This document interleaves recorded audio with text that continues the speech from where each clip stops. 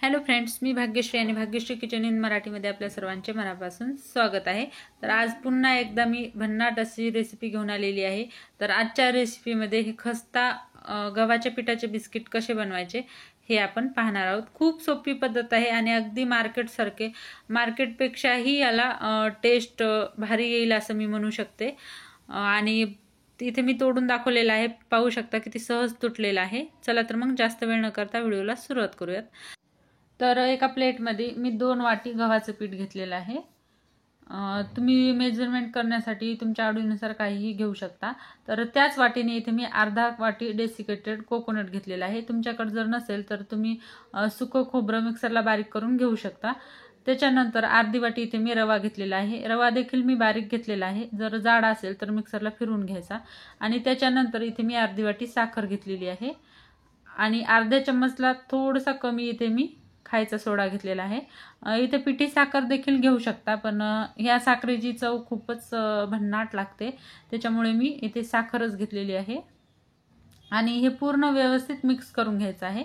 Mix करून घेतल्यानंतर आपल्याला इथे मी अर्ध्या वाटी तुपाचं मोहन देणार आहे। तर पाहू शकता मी अर्ध्या वाटी तूप घेतलेलं आहे। तूप व्यवस्थित आपल्याला ह्या पिठामध्ये मिक्स करून घ्यायचं आहे। तर पूर्ण पिठामध्ये तूप व्यवस्थित मिक्स करायचं आहे। जर तुम्हाला वेलची पावडर टाकायची असेल तर तुम्ही या स्टेपला टाकू शकता, किंवा याच्यामध्ये ड्रायफ्रुट्स देखील टाकू शकता तुमच्या आवडीनुसार, त्याची सुद्धा चव खूपच भन्नाट लागते। तर हातामध्ये जर आपण याचा पेढा वळला तर पेढा होईल इथपर्यंत आपल्याला चोळून घ्यायचा आहे।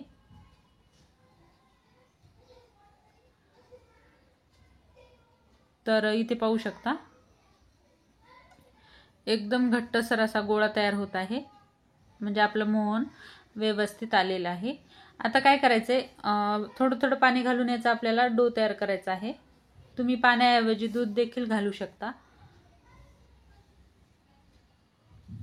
तर जास्त पातळही नाही आणि जास्त घट्टही नाही, असं सेलसर आपल्याला डो तयार करून घ्यायचा आहे।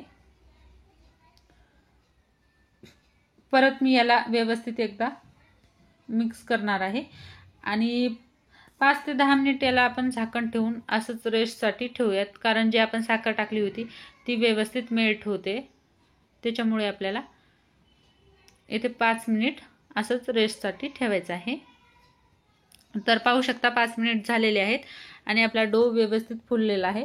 आता आपल्याला काय करायचं आहे, थोडासा पेढा घ्यायचा आहे आणि थोडीशी जाड पोळी लाटून घ्यायची आहे आपल्याला। तर इथे मी जाडसर अशी पोळी लाटून घेते। जर थोडी जाड पोळी केली तर मस्त कुरुम आपले बिस्किट तयार होतात, आणि जर पातळ केली तर बिस्किट कडक होतात। तर इथे माझ्याकडे स्टार आकाराचे साचे आहेत, पाहू शकता। तर त्याने मी बिस्किटाला शेप देत आहे। जर तुमच्याकडे नसेल तर तुम्ही साधं ग्लास आणि गोल असे पण शेप देऊ शकता, किंवा चौकोनी शेप देऊ शकता। चाकूच्या मदतीने कट करून चौकोनी देऊ शकता, गोल देऊ शकता, तुम्हाला जसे आवडतील तसे तुम्ही शेप देऊ शकता। तर इथे मी स्टार आकाराचे बनवलेले आहेत, पाहू शकता किती मस्त आपले बिस्किट तयार झालेले आहेत। मधल्या भुकेसाठी तर खूपच बेस्ट ऑप्शन आहे। तर या पद्धतीने आपल्याला जाड बनवायचे आहेत थोडेसे। लहान मुलांना तर खूपच आवडतात, एकदा नक्की ट्राय करा। तर इथे मी सर्व बिस्किट बनवून घेतलेले आहेत। आता आपल्याला याला डीप फ्राय करायचं आहे। त्यासाठी मी गॅसवर तेल तळण्यासाठी ठेवलेलं आहे। थोडंसं आपल्याला याच्यामध्ये एक तुकडा टाकून पाहायचा आहे तेल तळलं की नाही। वरती आला की समजायचं आपलं तेल तळलेलं आहे। आणि एक एक करून आता पूर्ण बिस्किट आपल्याला याच्यामध्ये सोडून घ्यायचे आहेत। जेवढे ह्या तेलामध्ये बसतील तेवढे आपल्याला याच्यामध्ये सोडायचे आहेत। आणि गॅस एकदम मीडियम आहे, जास्तही नाही आणि कमीही नाही, मीडियम गॅसवर व्यवस्थित आपल्याला खरपूस होईपर्यंत पूर्ण बिस्किट तळून घ्यायचे आहेत। तर 1 ते 2 मिनिट झाल्यानंतर आपल्याला या बिस्किटाला खालीवरी करायचं आहे। 1-2 मिनिट होईपर्यंत आपल्याला बिलकुल याला हलवायचं नाही। तर व्यवस्थित खरपूस आपल्याला बिस्किट तळून घ्यायचे आहेत मीडियम गॅसवर। तर पाहू शकता कलर पण चेंज झालेला आहे आणि दिसायला तर किती भन्नाट दिसत आहेत, पाहू शकता।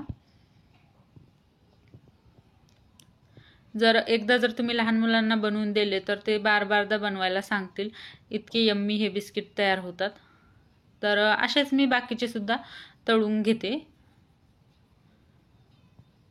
आणि खूप कमी वेळात, जवळजवळ 10 ते 15 मिनिटात मी एवढे बिस्किट बनवलेले आहेत। तर हे पाहू शकता मी पूर्ण बिस्किट तळून घेतलेले आहेत।